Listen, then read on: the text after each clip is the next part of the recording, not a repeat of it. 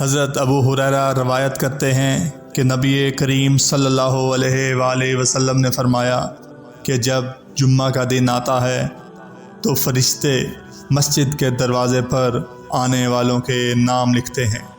سب سے پہلے آنے والا شخص اونٹ کی قربانی دینے والے کی طرح لکھا جاتا ہے۔ اس کے بعد آنے والے شخص گائے کی قربانی دینے والے کی طرح لکھا جاتا ہے، اور پھر اسی طرح مینڈے کی قربانی کا ثواب ملتا ہے۔ اس کے بعد مرغی کا، اس کے بعد انڈے کا۔ لیکن جب امام خطبہ دینے کے لیے باہر آ جاتا ہے تو یہ فرشتے اپنے دفاتر بند کر دیتے ہیں اور امام کا خطبہ سننے میں مشغول ہو جاتے ہیں۔